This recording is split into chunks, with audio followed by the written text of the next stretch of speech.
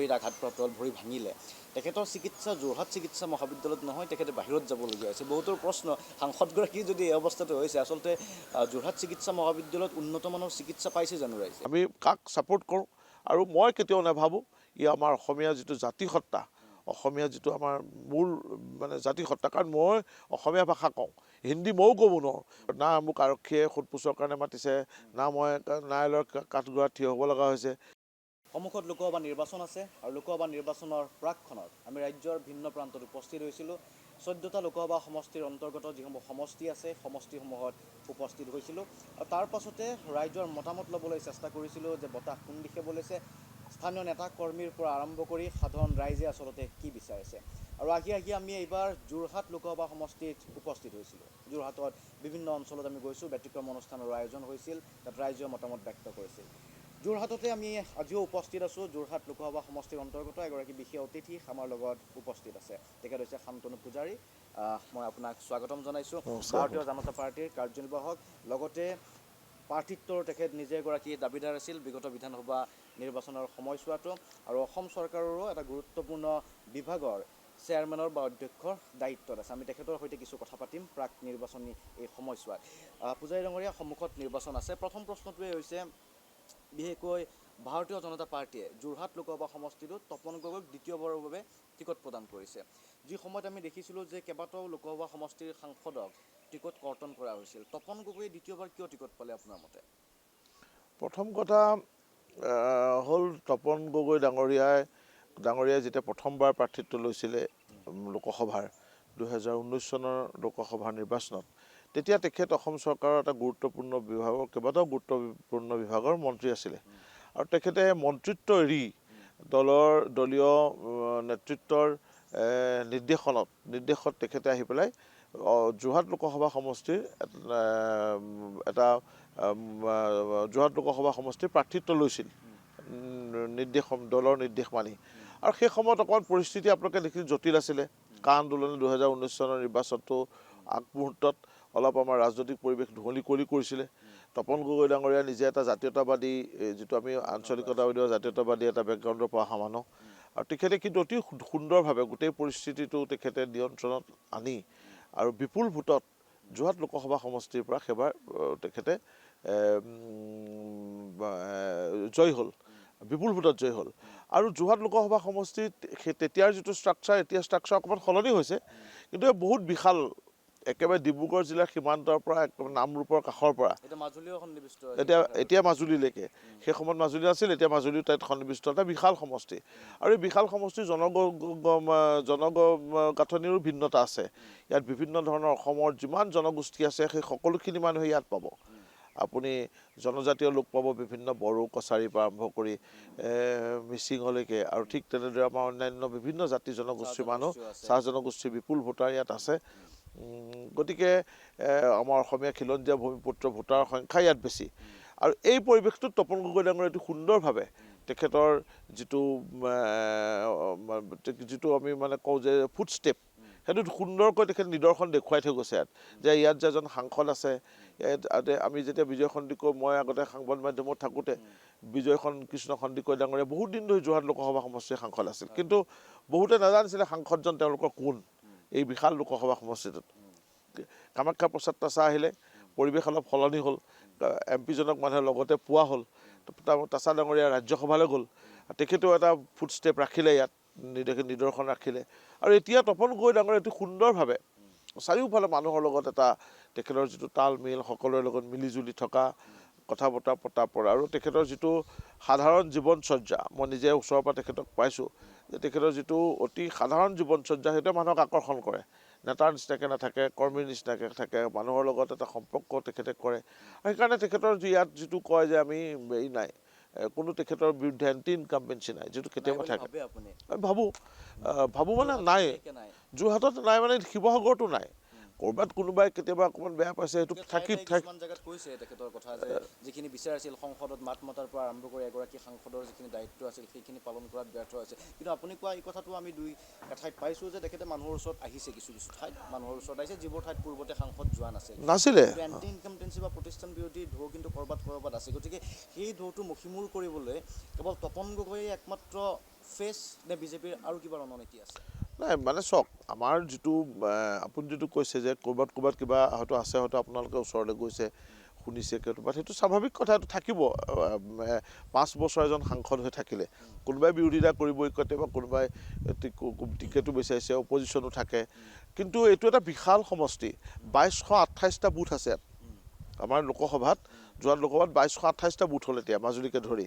এই 2228টা বুথত কিন্তু তপন গগৈ ডাঙৰীয়া প্ৰেক্টিকেলি গৈছে, প্ৰত্যেকটো বুথত, প্ৰতিটো বুথত গৈছে। গতিকে মানুহে তেখেতক লগ পাইছে, তেখেতে বিভিন্ন ধৰণে মানুহক সহায় সহযোগিতা কৰিছে, সামাজিক কাম কাজত, ৰাজনৈতিক কাম কাজত, বা মানুহৰ ব্যক্তিগত যিবিলাক সমস্যা আছে। কাৰণ এজন সাংসদ MLA জনৰ নিচিনা নহয়। MLA যেনেকৈ আপুনি প্ৰত্যেকটো সমস্যা সমাধান কৰি দিব লাগিব, আজিকালি মানুহে ঘৰৰ সৰু লেঠা এটাটো MLA ওচৰলৈ আহে। তো MP জনৰ পৰাও মানুহে বিচাৰে, কিন্তু MP জন অকণমান বেলেগ হয়, কিন্তু তথাপি তেখেতে, মই ভাবিছোঁ যে যোৰহাটৰ বিষয়বিলাক তেখেতে সুন্দৰভাৱে কিন্তু সংসদত উত্থাপন বুলি নহ'লেও কৰিছে। এই কথাটো কৈছে যে তপন গগৈ ডাঙৰীয়া বা উন্নয়নৰ প্ৰসংগটো বিজেপিয়ে যিটো কৈছে, বা যোৰহাটৰ উন্নয়নৰ কথা যদি কওঁ, তেখেতে নিজে যিহেতু এটা দুৰ্ঘটনাত পতিত হ'ল, তেখেতৰ ভৰিত আঘাতপ্ৰাপ্ত হ'ল, ভৰি ভাঙিলে। তেখেতৰ চিকিৎসা যোৰহাট চিকিৎসা মহাবিদ্যালয়ত নহয়, তেখেতে বাহিৰত যাবলগীয়া হৈছে। বহুতৰ প্ৰশ্ন, সাংসদগৰাকী যদি এই অৱস্থাটো হৈছে, আচলতে যোৰহাট চিকিৎসা মহাবিদ্যালয়ত উন্নত মানৰ চিকিৎসা পাইছে জানো ৰাইজে? নাই পাইছে। যোৰহাট চিকিৎসা মহাবিদ্যালয় হোৱাৰ পিছত এইটো কংগ্ৰেছে দিছে, বিজেপিয়ে দিছে বুলি কথা নাই। কংগ্ৰেছ চৰকাৰ দিনতে চিকিৎসা মহাবিদ্যালয়খন হৈছিলে। তাৰপৰা যোৰহাটৰ সামগ্ৰিক যিটো চিকিৎসা গাঁথনি, সেইটো বহুত সলনি হ'ল। কিন্তু মই তপন গগৈ ডাঙৰীয়াৰ প্ৰসংগটো মানুহে কৈছে, মই শুনিছোঁ, এইটো কথা পাইছোঁ, ছ'চিয়েল মিডিয়াতো পাইছোঁ। কিন্তু এইটো অলপ বেলেগ মানে চাওক, সন্মুখত নিৰ্বাচন আছে। আমাৰ ইয়াত জেনেৰেল যিটো ছিষ্টেম, আমি যিটো ছিষ্টেমত অপাৰেশ্যন কৰোঁ বা এইবোৰ কৰোঁ, 21 দিন 23 দিন এজন সাংসদ থাকিব লাগিব বিচনাত পৰি, বা আমি সাংসদ বুলিয়ে নহয়, যিকোনো পেচেণ্ট। মানে মোৰ আজি সাধাৰণ 2 বছৰ আগত ভৰি ভাগিছিলে, তেতিয়া মই ভাগোতে মই দেখিছিলোঁ যে মই 23 দিন মানে প্ৰায় এমাহ লাগিলে মই ৰেষ্ট, মানে সম্পূৰ্ণ বেড ৰেষ্ট নহ'লেও বেছি ঘূৰা পকা কৰিব নোৱাৰে। কিন্তু তেখেতক ততালিকে নি মানে, কাৰণ কেতিয়াবা ভাল সা সুবিধা থাকে, কিছুমান সা সুবিধা আমাৰ ইয়াত নাই। এতিয়াও যোৰহাটৰ মানুহ গুৱাহাটীলৈ যায়, কিন্তু এতিয়া আজি কেঞ্চাৰ পেচেণ্টবিলাক আজি অসমৰ বাহিৰলৈ যাব লগা, গুৱাহাটীলৈও যাব লগা ইভেন ব্যৱস্থা হৈ থকা নাই, যোৰহাটত হয়।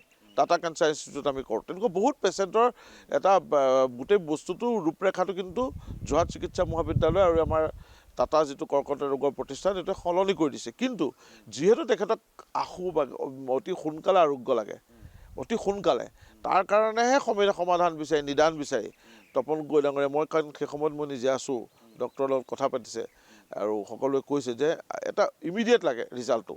আপোনালোকে দেখিলে তাৰ ইমিডিয়েট ৰিজাল্টটো পালে, তেখেতৰ লগে লগে অপাৰেশ্যন হ'ল। 3 দিনৰ পিছত তেখেতক ৰিলিজ কৰি দিলে, খোজকাঢ়িবলৈ দিছে ডক্টৰে। আৰু সিদিনা তেখেতে নৰেন্দ্ৰ মোদী ডাঙৰীয়া অহাৰ দিনা হোলোঙাৰ পৰা লাচিত মৈদানকে ধৰি ইয়াত উপস্থিত আছে। অৱশ্যে হুইল চেয়াৰত আছে, কিন্তু আমি ভাবিছোঁ অহা 5-6 দিনৰ ভিতৰত তেখেত সম্পূৰ্ণভাৱে খোজকাঢ়িব পৰা, আগৰ দৰে চলাফেৰা কৰিব পৰা হ'ব। কংগ্ৰেছৰ ভেটি কিমান শক্তিশালী বুলি ভাবে যোৰহাটত? কংগ্ৰেছটো নাই যোৰহাটত।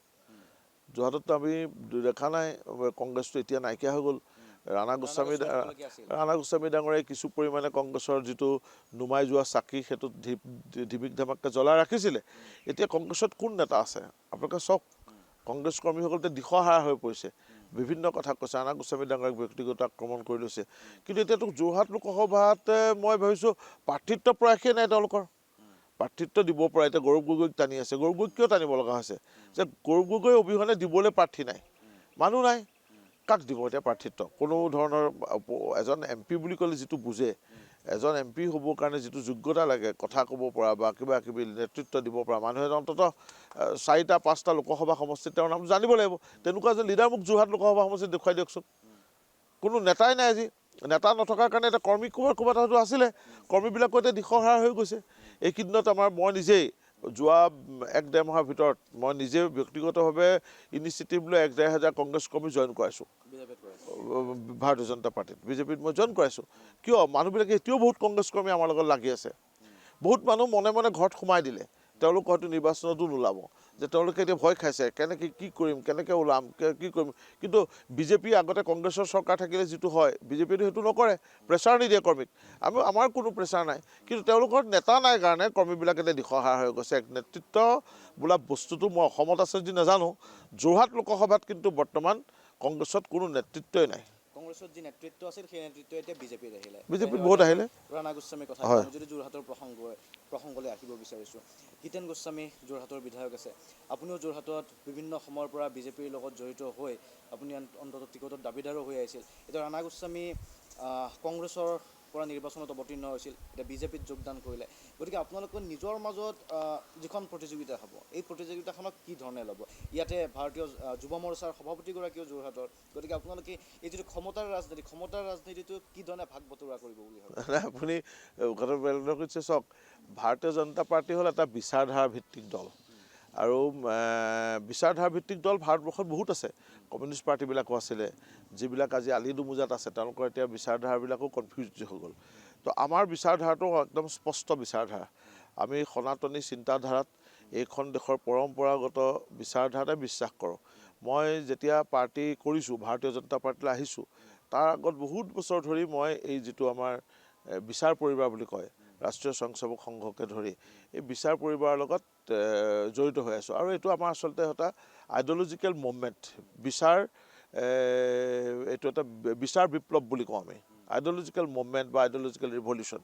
এইটো কেশৱ বলিৰাম হেডগেৱাৰ, ডক্টৰ কেশৱ বলিৰাম হেডগেৱাৰ ডাঙৰীয়াই এইটো 1925 চনত নাগপুৰত আৰম্ভ কৰিছিলে। তাৰ পৰা এই বিচাৰধাৰা বিয়পি পৰিল। ইয়াৰ এতিয়া বহুত সংগঠন, প্ৰায় আপোনাৰ 250টাৰ অধিক সংগঠন এই বিচাৰধাৰাত বিশ্বাসী হৈ আছে।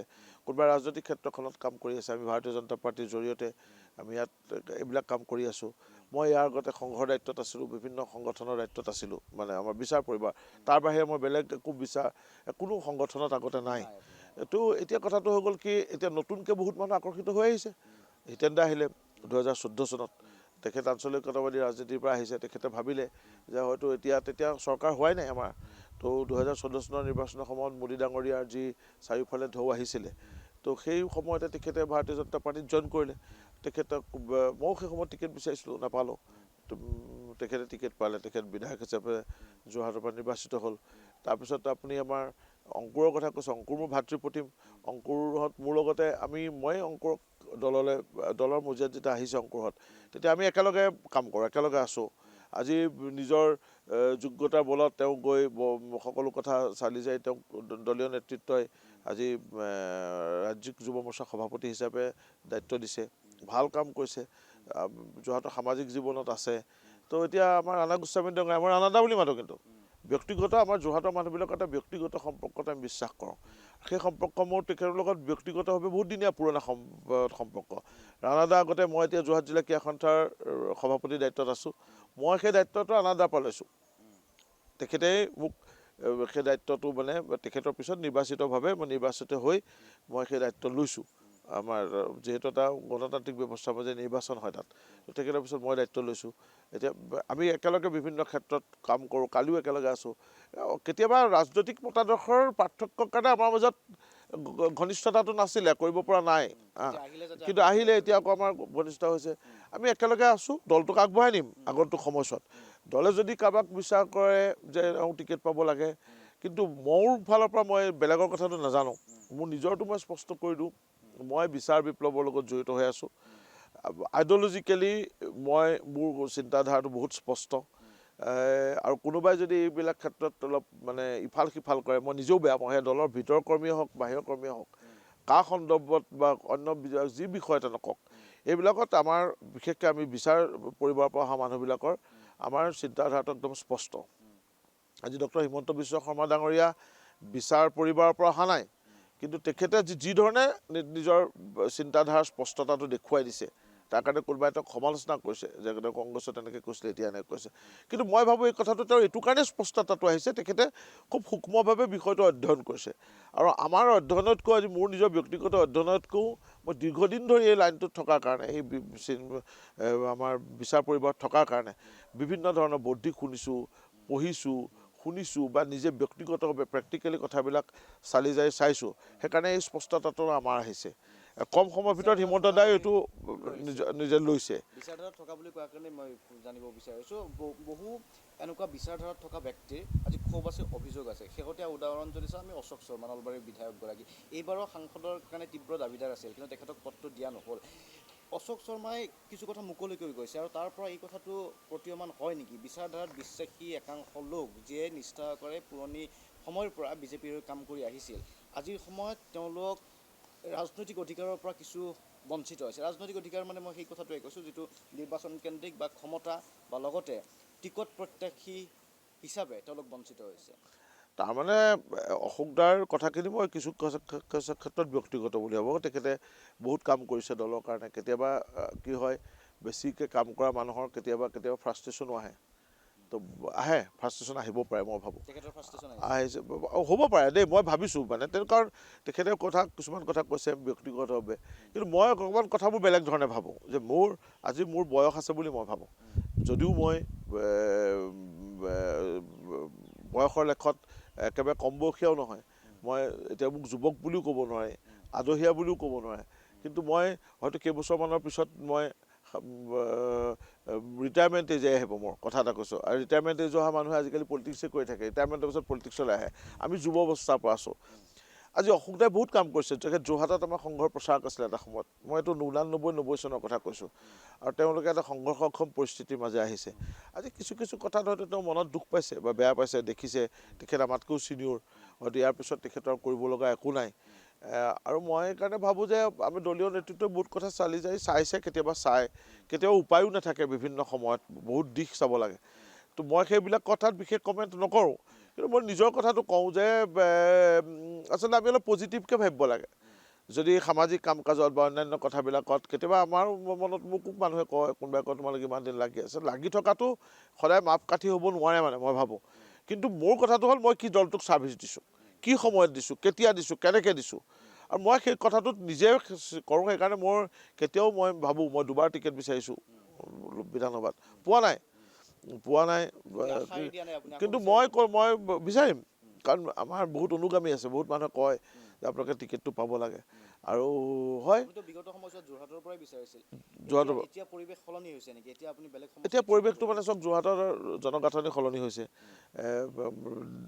জনগাঁথনি সলনি হোৱা নাই আমাৰ ডিলিমিটেশ্যন হোৱাৰ পিছত নতুনকৈ যিটো বিন্যাস হ'ল সেইটোত আমাৰ ৰিজাৰ্ভ সমষ্টি এটা গুচি গ'ল মই সেই ৰিজাৰ্ভ সমষ্টিটো আগতে যিটো SC ৰিজাৰ্ভ আছিলে জয়গাঁও বিধানসভা সমষ্টিৰ ভোটাৰ আছিলোঁ এতিয়া মই তিয়কলৈ আহিলোঁ গতিকে স্বাভাৱিকভাৱে মোৰ দেউতাৰ ঘৰ যোৰহাট সমষ্টিত মোৰ দেউতাৰ যিটো পুৰণা ঘৰ আমি এতিয়া নিজে তিয়ক সমষ্টিৰ বাসিন্দা গতিকে এইখনে আমাৰ কৰ্মক্ষেত্ৰ মই যদি ৰাতিপুৱা মিলাই আমি থাকোঁ আৰু গতিকে ইয়াত আমি কিন্তু আমাৰ মূল কথাটো হ'ল আমাৰ প্ৰাৰ্থীগৰাকীক আমি জয় কৰাই লৈ যাব লাগিব আৰু তাত যদি আৰু চৰকাৰখন অহাটো আমাৰ কাৰণে বেছি দৰকাৰ মই টিকেট নোপোৱাটো মোৰ কাৰণে ডাঙৰ নহয় আমাৰ চৰকাৰখন আহিব লাগে প্ৰত্যেকটো ক্ষেত্ৰত চৰকাৰ আহিলেহে আমি টিকি থাকিম আমি যদি দলটোৱে একজিষ্ট নহয় দলটোৱে নাথাকে ক্ষমতাত তে মই মোৰ নিজৰ ক্ষমতাটোৰ কাৰণে যুঁজি থাকি কি লাভ আছে মই তেনেকৈ কথাটো ভাবোঁ অলপ বিশ্বাস কৰোঁ ঠিক আছে আকৌ সেই একেটা প্ৰসংগ আহিছে কা অৱশেষত বলবৎ হ'ল বিগত নিৰ্বাচনৰ সময়ছোৱাতো কেব যেতিয়া কালৈ ৰূপান্তৰিত হৈছে তাৰ পাছতো ইলেকশ্যন পাৰ হৈছে কিন্তু শেহতীয়াকৈ পুনৰ বলবৎ হৈছে আন্দোলন আকৌ ঘোষণা কৰা হৈছে গতিকে এইবাৰ কি ধৰণৰ প্ৰত্যাহ্বানৰ সন্মুখীন হ'ব পাৰে মই কোনো প্ৰত্যাহ্বান আছে বুলি নাভাবোঁ মইতো কৈছোঁ অকণমান কংগ্ৰেছে বস্তুটো কৰি আছে বিগত সময়ছোৱাত কিন্তু ভোট বিভাজন হৈছিল বিজেপি যদিও নিৰ্বাচনত বিজয়ী হৈছিল বহুকেইটা সমষ্টি এনেকুৱা আছিল অপজিশ্যনৰ কেইবাটাও পাৰ্টীৰ মাজত ভোট বিভাজন হোৱাৰ পাছতো বিজেপি জয়লাভ কৰিছিলে এইবাৰ তেওঁলোক এলায়েন্সত অহা বুলি কৈছে কেইবাটাও সমষ্টিত এইটো বন্ধুত্বপূৰ্ণ প্ৰতিদ্বন্দ্বিতা হ'ব দুই এটা সমষ্টিত কিন্তু এলায়েন্সতো আছে এলায়েন্স তেওঁলোকৰ যদি হয়ো ভোটটো শ্বেয়াৰিং হ'ব নাই আছুৰ ল'ৰাবিলাকে আজি কাৰ বিৰুদ্ধে কৰি আছে আছুৰ ল'ৰাবিলাকে কংগ্ৰেছক ভোট দিবলৈ যাব পাৰিব নাই সেইটো আপোনালোকে নিজে চাব আমি সকলোৱে চিন্তা কৰিব লাগিব যে নামত হ'ব কিন্তু তেওঁলোকৰ জনগাঁথনি কি আছে মই কৈছোঁ লিডাৰশ্বিপে নাই ৰাণাদা যোৰহাটলৈ আহি গ'ল আমাৰ বিজেপিলৈ আহি গ'ল যোৰহাটত তো ৰাণাদা অহাৰ পিছত ৰাণাদাৰ অনুগামীসকলে কাক ভোট দিব ক'ত দিব গতিকে সেই গোটেই বস্তুটো কনফিউজন আৰু আচলতে কাটো বিজেপিৰ কেতিয়াও নিৰ্বাচন কেন্দ্ৰিক এটা বিষয় নহয় মই 88 চনৰ পৰা বিচাৰ পৰিবাৰত আছোঁ তেতিয়া মই কলেজীয়া ডেকা প্ৰথম যেতিয়া সেই সময়ত আমাৰ সংঘৰ মই আপোনাৰ সৰু বিষয়টো ক'ব খোজোঁ অকণমান ইয়াৰ বেকগ্ৰাউণ্ড আছে এটা আচলতে তেতিয়া আমাৰ বালাচাহেব দেওৰছজী সংঘৰ সৰসংঘচালক আছিলে RSSৰ চিফ আছিলে তেখেতে এটা ভাষণ কৈছিলে এঠাইত অসমত নহয় বাহিৰত কৈছিলে যে কেতিয়াও হিন্দু বিদেশী ভৱেত মানে কোনো বিদেশী কেতিয়াও কোনো হিন্দু বিদেশীক বুলি আমি ভাৰতবৰ্ষত কোনো হিন্দু মানুহক বিদেশী বুলি গণ্য কৰিব নোৱাৰোঁ কাৰণ এইটো এটা পলিটিকেল এটা বা হিষ্টৰিকেল বেকগ্ৰাউণ্ড আছে ইয়াৰ 47 চনত দেশখন কিহৰ ভিত্তিত ভাগ হ'ল সকলোৱে জানে আৰু চিটিজেনশ্বিপ এমেণ্ডমেণ্ট এক্টখন প্ৰথম কোনে আনিছে কংগ্ৰেছে আনিছে নেহেৰু আৰু পাকিস্তানৰ প্ৰধানমন্ত্ৰী লিয়াকত আলীৰ মাজত এখন পেক্ট হৈছে 1950 চনত তাৰ আধাৰত কৈছে যে পাকিস্তানত যিবোৰ মানুহ মানে সংখ্যালঘু মানে আমাৰ হিন্দুসকল জৈনসকল বুদ্ধসকল পাৰ্চীসকল ভাৰতবৰ্ষৰ যিবোৰ সংখ্যালঘু ধৰ্মীয় সংখ্যালঘু মানে আমাৰ মুছলমানসকল তেওঁলোকে যাতে এই দুখন দেশত ভাইচে ভাষা যাতে তেওঁলোক অত্যাচাৰৰ সন্মুখীন নহয় কাৰণ তেতিয়া হৈ আছিলে বিশেষকৈ পাকিস্তানত ধৰ্মীয় সংখ্যালঘুসকলক বুদ্ধিষ্টে কওক খ্ৰীষ্টানে কওক পাৰ্চীয়ে কওক বা হিন্দু মেজৰিটি তেওঁলোকক অত্যাচাৰ কৰা হৈছিলে গতিকে তাৰ কাৰণে এখন পেক্ট হ'ল সেই পেক্টৰ পৰিণতি 1951 চনত চিটিজেনশ্বিপ এমেণ্ডমেণ্ট এক্ট হ'ল আৰু সেই এক্টখনকে এতিয়া নতুনকৈ কিছুমান ধাৰা লগালে কিন্তু এইটো ভাৰতীয় জনতা পাৰ্টীয়ে কৈছে কাৰণ ভাৰতীয় জনতা পাৰ্টীৰ আৰম্ভণি আছিলে ভাৰতীয় জনসংঘৰ জৰিয়তে তাৰ আগতে ৰাষ্ট্ৰীয় স্বয়ংসেৱক সংঘ আৰু জনসংঘৰ দিনৰ পৰা এইটো কথা কৈ আহিছে যে ভাৰতবৰ্ষত যেতিয়া যিবোৰ মানে হিন্দু মানুহক কেতিয়াও ইয়াত কোনো পৰিস্থিতিত বিদেশী বুলি গণ্য কৰিব নোৱাৰে কিন্তু ইয়াত বহুত মিথ্যাচাৰ আশ্ৰয় লোৱা হৈছে চিটিজেনশ্বিপ এমেণ্ডমেণ্ট এক্টত আজিলৈকে অসমত কোনোবা মানুহে এপ্লাই কৰিছে নেকি তেওঁলোকে তাৰ প্ৰমাণটো অসম চুক্তিক আচলতে ভায়োলেট কৰা হৈছে এই কথাটোৰ ওপৰতে বেছ কৰি তেওঁলোকে আন্দোলন এতিয়াও কৰি আছে বা ন্যায়ালয়ত বিষয়টো এতিয়াও বিচাৰাধীন হৈ আছে তাৰ মাজতে ন্যায়ালয়ত অসমৰ আপুনি ঠিক কথা কৈছে কিন্তু অসমৰ প্ৰেক্ষাপটটো যিহেতু সুকীয়া বুলি অসমবাসীয়ে বিবেচনা কৰে ইয়াতে যিহেতু অসম আন্দোলন হৈ গৈছে বা 51 চনৰ প্ৰসংগটো আছে সেই কথাত বহুতে মন্তব্য ৰাখে কিন্তু যিয়ে নহওক 71টো এতিয়া ভায়োলেট কৰা হৈছে বা তাক অমান্য কৰা হৈছে ন্যায়ালয়টো বিষয়টো বিচাৰাধীন হৈ আছে তাৰ মাজতে নিৰ্বাচনৰ প্ৰাকখনত এই সিদ্ধান্তটো গ্ৰহণ কৰাৰ পাছত ইয়াৰ প্ৰভাৱটো কি আচলতে ইয়াৰ উদ্দেশ্যটো অসম নহয় কাৰণ আজি প্ৰথম আপোনালোক আমি যদি নিউজ চাওঁ মই নিউজবোৰ ফ'ল' কৰি থাকোঁ ছ'চিয়েল মিডিয়াতে হওক বা আমাৰ প্ৰিণ্ট মিডিয়াত হওক বা ইলেক্ট্ৰনিক মিডিয়াত হওক চাই থাকিলে দেখিব মই জয়বিলাকত এটা নিউজ কাটিং পালোঁ এটা মানে ইউটিউবত এটা নিউজ আহিছে কোনোবা এটা চেনেলৰ মই পাহৰিলোঁ কোনটো চেনেল তাত কোৱা হৈছে যে আনুষ্ঠানিকভাৱে এটা অনুষ্ঠান পাতি পুনে নগৰপালিকাই পুনে মহানগৰ যিটো কৰ্পৰেশ্যন আছে তেওঁলোকে 300 কিমানজন কিমান মই পাহৰিলোঁ 300 ছামথিং মানুহক হিন্দু মানে পাকিস্তানৰ পৰা অহা হিন্দু মানুহক তেওঁলোকে নাগৰিকত্বৰ কাগজ দিছে এই কাৰখন মানি আৰু সেইটোৱে ভাৰতবৰ্ষত বোধকৰা প্ৰথম ঘটনা গতিকে পুনেক দিছে ক'ৰবাত এতিয়া তাৰপিছত মই গম পাইছোঁ যে বাহিৰৰ বহুত চহৰত এইটো দি আছে অসমততো এতিয়ালৈকে কাকো দিয়া নাই আৰু আমি ভাবিছোঁ অসমটোৱে টাৰ্গেটেই নহয় অসমত এতিয়া উলিয়াই দিছে অসমলৈ 20 কোটি বাংলাদেশী আহিব 1 কোটি আহিব 2 কোটি আহিব তেওঁলোকৰ হাতত নিজৰ হাততে ফিগাৰ নাই মুখত যিটো আহে সেইটো ফিগাৰে তেওঁলোকে কৈ থাকে বিৰোধীসকলে কোনো নাহে আৰু অসমীয়া চাওক মই নিজে এজন অসমীয়া মানুহ নহয় নেকি আমি অসমীয়া মানুহ নহয় নেকি বিজেপিটো অসমীয়া মানুহে কৈছে হিমন্ত বিশ্ব শৰ্মা অসমীয়া মানুহ নহয় নেকি আমি আন্দোলন কৰিছোঁ ময়ো অসম আন্দোলন কৰিছোঁ আমাৰ জাতীয়তাবাদ নাই নেকি তো আমি ইয়াত বাংলাদেশীয়ে বৰপিয়াৰ পৰাটো আমি পাহৰিম নেকি বা বিচাৰিম নেকি আৰু আমি 71টো নামানোৱেই 71টো আমাৰ বেছিভাগ মানুহ 71টো আমাৰ গোটেই যিটো আমাৰ স্বাভাৱিক যিটো অসমীয়া মানুহৰ যিটো ডেম'গ্ৰাফিক পেটাৰ্ণ এইটো 71ৰ কাৰণে এইটো বস্তু ক্ষতিগ্ৰস্ত হ'ব হৈ আছে সেইটো আমি নামানো সেইটো অসম চুক্তি বেলেঞ্চ কৰা হ'ব নেকি 71টো নামানিলে এতিয়া যদি আমি দি দিওঁ বেলেঞ্চ হৈ যাব নেকি মানে অসমততো এইটো কথা নহয় চাওক অসমত বাংলাদেশী আহিব তেনেকুৱা কোনো কথাই নাই এইটো আচলতে ভাৰতৰ বহুত জেগাত আজি দিল্লীত যদি যায় দিল্লীত এতিয়া নতুনকৈ পাকিস্তানী মানুহৰ কলনি হৈ আছে কাৰণ সেই মানুহবিলাক তাৰপৰা পলাই আহি আছে এতিয়াও যিটো কথা সেইটো এটা হ'ল পৰিস্থিতি বৰ্তমানৰ পৰিৱেশ সেই পৰিৱেশ আৰু পৰিস্থিতিটো কিন্তু বিৰোধী পক্ষই তেওঁলোকে নস্যাৎ কৰি আছে আৰু ইয়াত বহুত বিচ্ছিন্নতাবাদী শক্তি সোমাইছে দিল্লীৰ শ্বাহিনবাগত কা আন্দোলনৰ নামত কি হৈছিলে আমি দেখিছোঁ নহয় এইবিলাক কথা সেইটো সকলোৱে দেখিছে সেইকাৰণে আমি বিৰোধিতা কৰোঁ এতিয়াও সেই আন্দোলনটোৰ আমি কাক ছাপোৰ্ট কৰোঁ আৰু মই কেতিয়াও নাভাবোঁ ই আমাৰ অসমীয়া যিটো জাতিসত্তা অসমীয়া যিটো আমাৰ মূল মানে জাতিসত্তা কাৰণ মই অসমীয়া ভাষা কওঁ হিন্দী ময়ো ক'ব নোৱাৰোঁ ময়ো বাহিৰলৈ যোৱাৰ মোৰ কোনো ৰাস্তা নাই মই থাকিব লাগিব অসমত মই ইয়াতে মৰিব লাগিব আমাৰ মোৰ যিবিলাক উপৰি পুৰুষ আমাৰ পিছত যিবিলাক মানুহ আহিব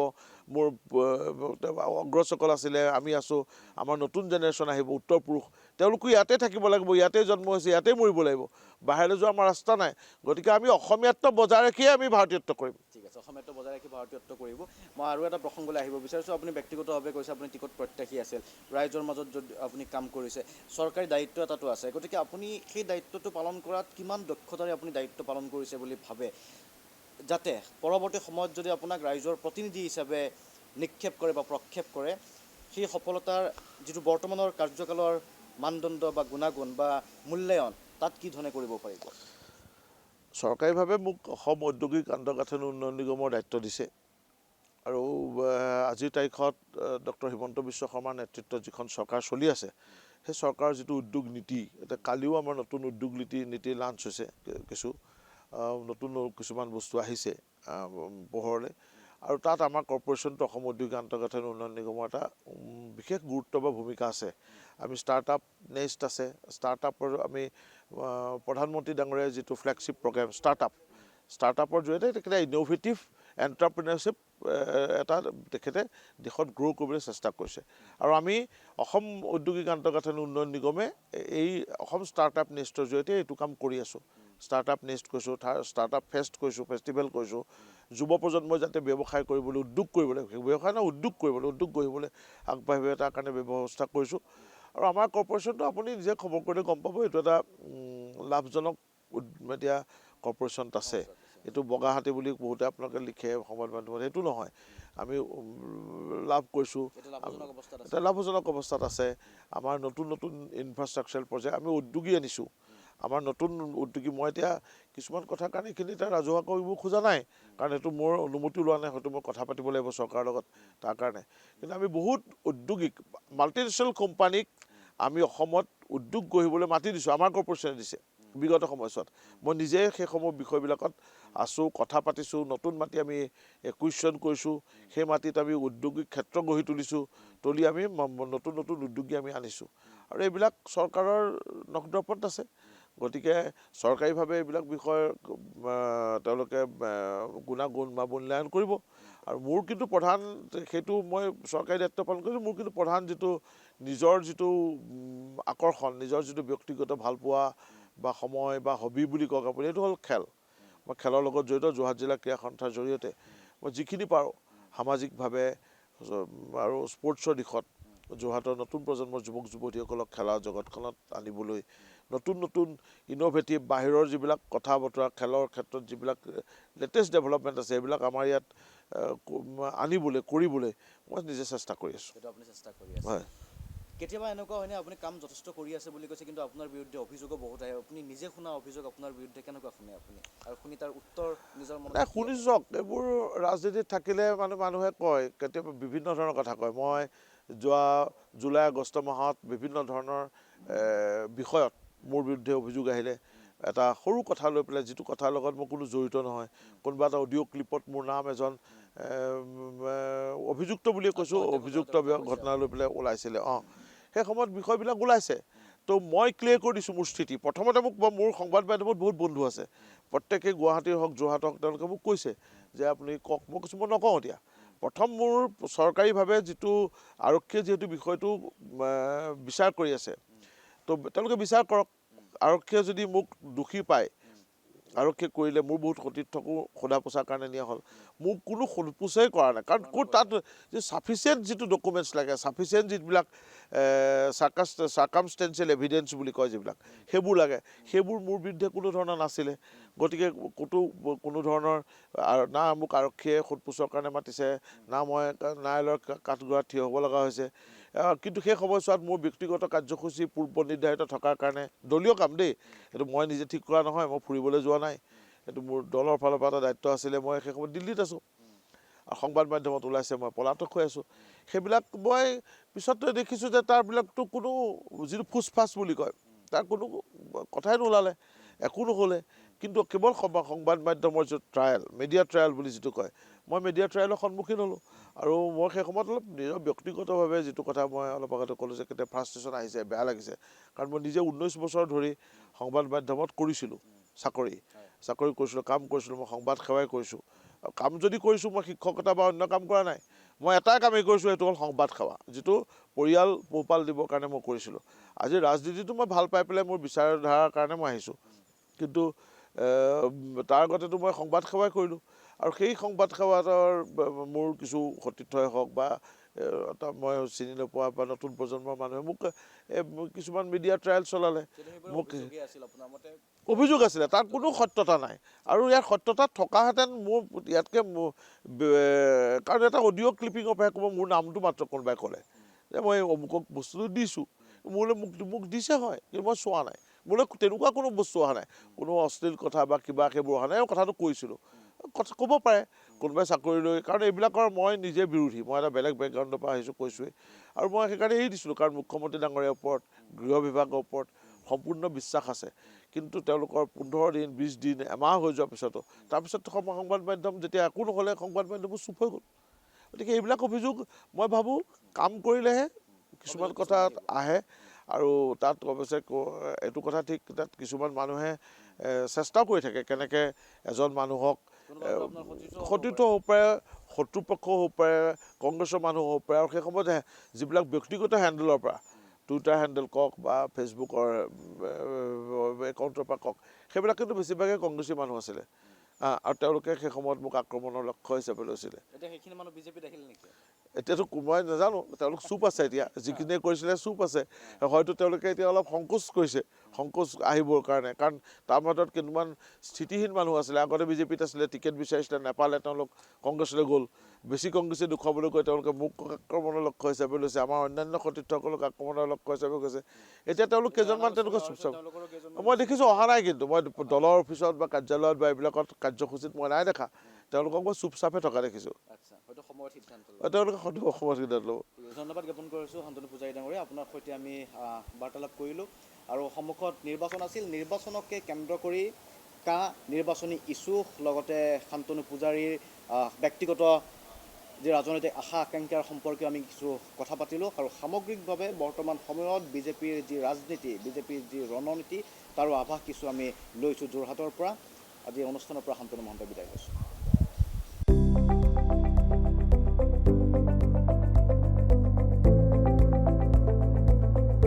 NB নিউজ, সহজ সৰল ভাষাত নৱভাৰতৰ কথা।